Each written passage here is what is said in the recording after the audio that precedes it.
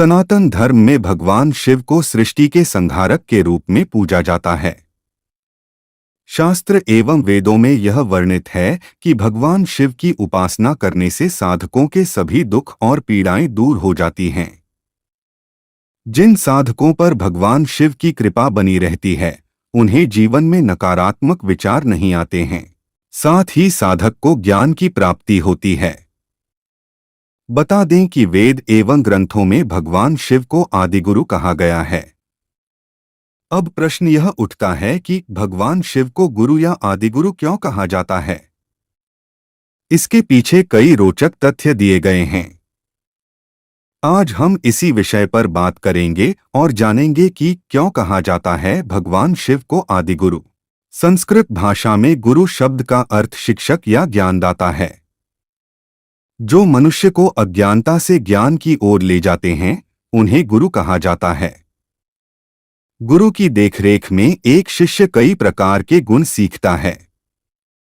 साथ ही वह जीवन में उपयोग में लाई जाने वाली विभिन्न नीति, अनुशासन व नियमों को गुरु से ही प्राप्त करता है। वास्तव में गुरु की महिमा का कोई भी वर्णन नहीं कर सकता है। गुरु का स्थान भगवान से भी अधिक होता है। इसलिए एक श्लोक में कहा गया है कि गुरु ही ब्रह्मा है, जिन्होंने सृष्टि के रचना की। गुरु ही सृष्टि के पालक हैं, जैसे भगवान विष्णु, और गुरु ही सृष्टि के संहारक हैं, जैसे भगवान शिव। देवाधिदेव महादेव मनुष्य को उनकी कर्मों के बंधन से मुक्त करते हैं। बता दें कि प्रमुख वेदों में भगवान शिव के विभिन्न नामों का वर्णन किया गया है। अथर्ववेद में भगवान शिव को महादेव, शिव, शंभु कहा गया है। यजुर्वेद में भोलेनाथ को रौद्र और कल्याणकारी कहा गया है। उपनिषद में शिव जी को गुरु और जगत गुरु के नाम से वर्णित किया गया है। वहीं ऋग्वेद में देवाधिदेव को रुद्र के नाम से संबोधित किया गया है। वाल्मीकि रामायण में भी भगवान शिव को परम गुरु की उपाधि दी गई है। गुरु का यदि हम शाब्दिक अर्थ देखते हैं तो शास्त्रों में यह बताया गया है कि गु अक्षर का अर्थ अंधकार है और रु का अर्थ निरोधक बताया गया है। ऐसे में जो अंधकार से प्रकाश की ओर ले जाता है और अज्ञानता के मार्ग को मिटाकर ज्ञान का मार्ग दिखाता है, उन्हें ही गुरु कहा जाता है। बता दें कि शास्त्रों में सप्तऋषियों के विषय में विस्तार से बताया गया है। इसके साथ यह भी बताया गया है कि सप्तऋषियों का जन्म ब्रह्मा जी के मस्तिष्क से हुआ था।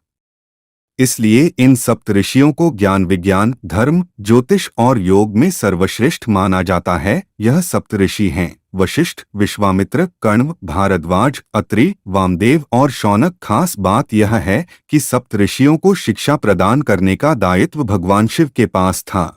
मान्यता है कि सर्वप्रथम जिन 7 लोगों को योग, कर्म और वैदिक ज्ञान प्राप्त हुआ था, उन्हें सप्तऋषि के नाम से जाना जाने लगा। इसका अर्थ यह भी निकलता है कि भगवान शिव से ही योग, धर्म, कर्म, वैदिक ज्ञान का उद्गम हुआ था। यही कारण है कि हम भगवान शिव को आदिगुरु या आदियोगी के रूप में पूजते हैं।